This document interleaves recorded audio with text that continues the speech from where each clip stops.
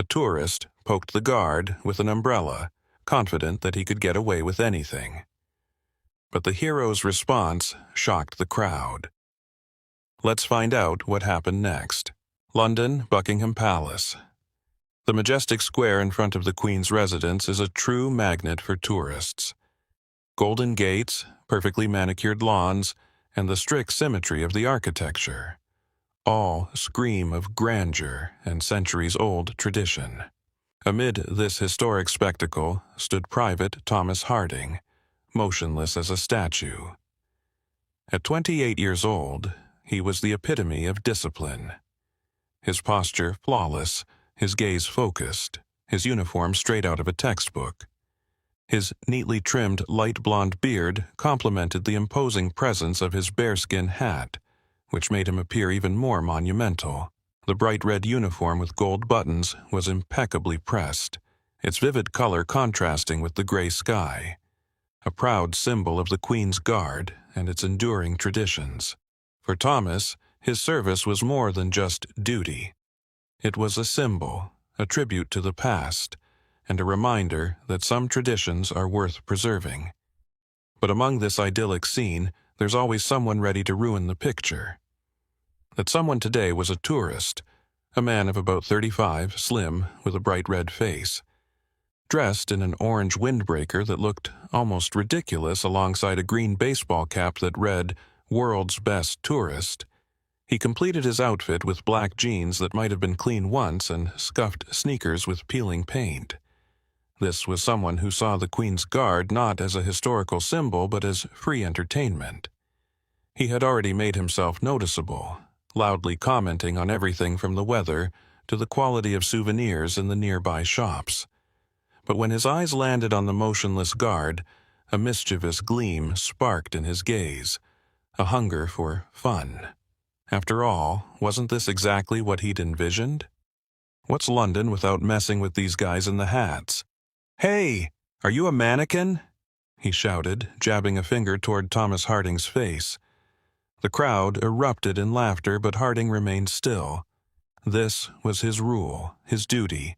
Even in moments like this, breaking discipline wasn't an option. But the tourist wasn't done. He stepped closer, nearly breaching the allowed boundary. "Come on, man, give us a smile. What, are you not human? Show us your teeth. Or are you just silently judging us?" His voice dripped with sarcasm, but his face betrayed frustration. The joke wasn't landing.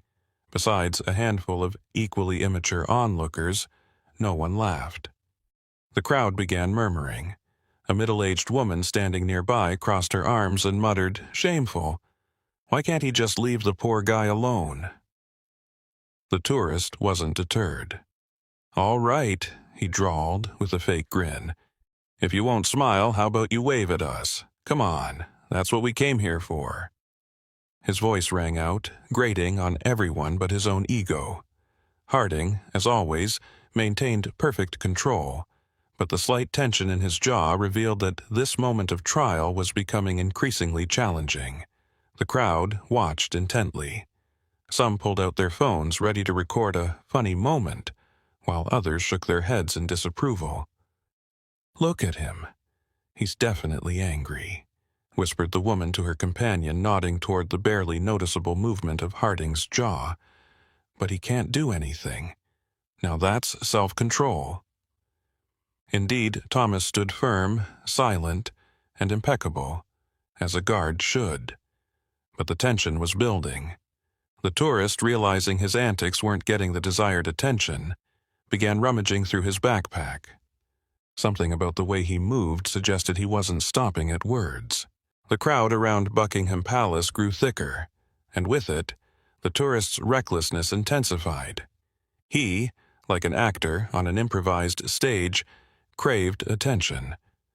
But instead of showcasing wit, he pulled out a bright umbrella adorned with the Union Jack from his backpack. Picture this: a man, clearly oblivious to the culture of the country, deciding to use its symbol for a cheap joke. "This is what I think of your culture," he proclaimed with exaggerated indignation, opening the umbrella and waving it dramatically in the air. His ridiculous movements resembled a dance, one he'd probably call humor, though it was nothing more than a desperate bid for attention. The crowd began reacting. A few snickered, while others frowned. Some clearly felt second-hand embarrassment for this orange-clad troublemaker. A young woman whispered to her companion, "This is too much. Why isn't anyone stopping him?" But the tourist wasn't done. He strode toward Thomas Harding, still standing in his monumental pose. Harding's red uniform, bearskin hat, and focused gaze embodied tradition and dignity. The umbrella swung back and forth, slapping at the air in mockery, but Thomas remained unresponsive. "Hey man, don't you have any feelings? You probably hate your job, don't you?" The tourist jeered, stepping closer. His face grew redder, his lips curling into a smug grin. And then it happened.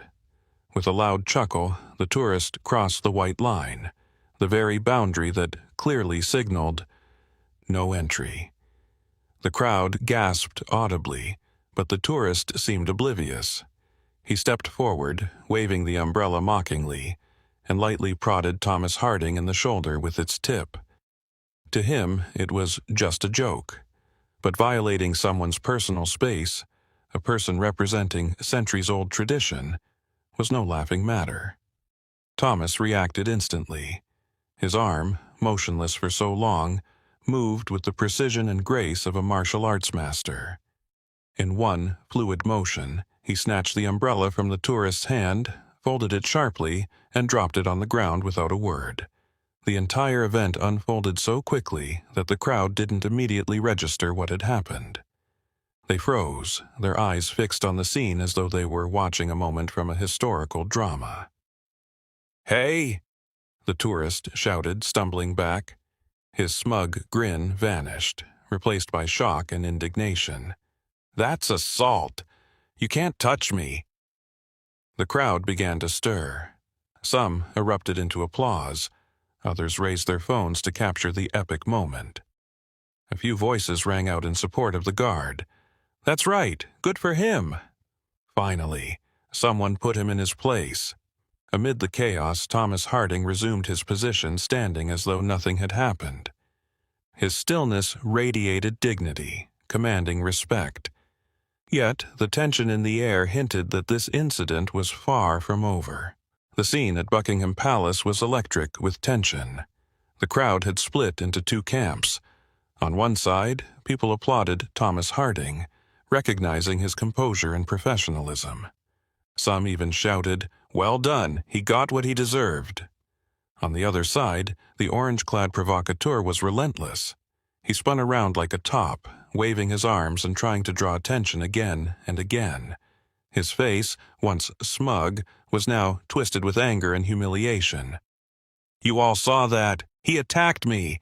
This is outrageous!" he shouted, his gestures slicing through the air above his head in exaggerated fury. Someone in the crowd quipped, "Should we get you your umbrella back? Seems like it meant more to you than your dignity."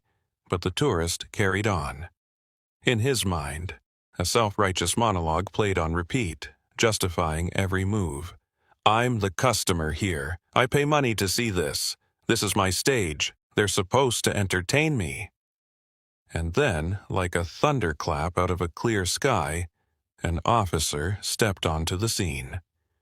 A tall, imposing man in a crisp uniform, with a stern gaze and perfect posture, approached the tourist. His voice, calm but brimming with authority, cut through the noise of the crowd. "You violated the rules of conduct at Buckingham Palace. We must ask you to leave." For a moment, everything froze. Even the tourist was speechless, but not for long. "I'm a tourist," he blurted out, clutching his green baseball cap as if it could shield him. "I pay taxes in my country to come here and have fun. You can't make me leave. If you're mentally rolling your eyes right now, don't worry. You're not alone." The crowd began murmuring, "Oh, here we go with the tax argument. Doesn't matter where he pays taxes. It doesn't give him the right to act like an idiot." The security officer, unshaken, calmly gestured toward a phone in the hands of a nearby spectator who was still recording the scene. That's why the cameras are rolling. The whole world is already watching you embarrass yourself and your country. The officer's words landed like a punch to the gut. The crowd burst into laughter, with some breaking into applause. The orange-clad tourist froze, realizing that his antics had already become public spectacle. Embarrassing yourself and your country. Those words echoed in his mind, cracking through his wall of overconfidence. As the crowd chuckled and clapped, the officer motioned toward the exit. The tourist, glancing around in desperation as if searching for an ally, reluctantly trudged away. Even in defeat, he couldn't stay quiet. As he walked off, he kept shouting, "I'll file a complaint. You'll regret this." His words drowned in the crowd's laughter.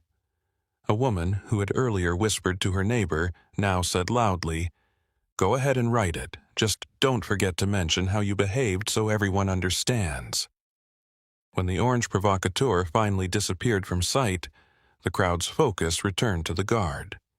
Thomas Harding, who had stood motionless throughout, calmly adjusted his bearskin hat. The simple yet dignified gesture drew a fresh wave of applause.